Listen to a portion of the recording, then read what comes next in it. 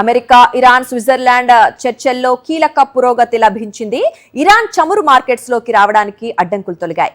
తమ చమురు ఎగుమతులపై ఆంక్షలను America తొలగించినట్లుగా Iran వెల్లడించింది.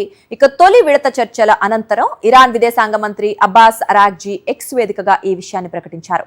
అమెరికా, ఇరాన్ మధ్య అవగాహన ఒప్పందం అమలు పర్యవేక్షణకు ఓ కమిటీ ఏర్పాటు కానుంది. ఇక దీంతో పాటు లెబనాన్ లో ఉద్రిక్తతలను నివారించేందుకు డీకాన్ఫ్లిక్షన్ సెల్ ఏర్పాటు చేయనున్నారు. ఈ మేరకు ఇరాన్, అమెరికా అంగీకారానికి రావడంతో తొలి విడత చర్చలు ముగిశాయి. ఇక అనంతరం మధ్యవర్తులుగా వ్యవహరించిన పాకిస్తాన్, ఖతార్ ఓ సంయుక్త ప్రకటనను విడుదల చేశాయి.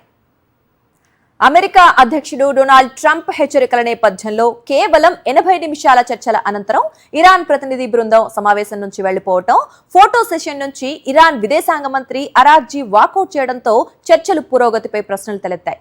అయితే మధ్యవర్తుల జోక్యంతో చర్చలు కొనసాగాయి. ఇరాన్ ఆయిల్ పై ఆంక్షల తొలగింపునకు అమెరికా అంగీకారం తెలిపింది. హార్మూజ్ జలసంధిలో ఉద్రిక్తతలను నివారించడానికి అమెరికా, ఇరాన్ మధ్య ఓ కమ్యూనికేషన్ లైన్ కూడా ఏర్పాటు చేయనున్నారు. ఇరు దేశాల మధ్య ఉన్నత స్థాయి ప్రతినిధులు తొలి విడత చర్చలు ముగిశాయి. కానీ సాంకేతిక అంశాలపై ఈ వారం కూడా చర్చలు కొనసాగనున్నాయి. స్విట్జర్లాండ్ చర్చల్లో అమెరికా ఉపాధ్యక్షుడు జెడి వాన్స్ కు అవమానం జరిగిందా? ఇరాన్, ఖతార్ ప్రతినిధులు ఆయన్ను లెక్క చేయలేదా? సోషల్ మీడియాలో వైరల్ అవుతోన్న వీడియోలు అవుననే సమాధానమే ఇస్తున్నాయి.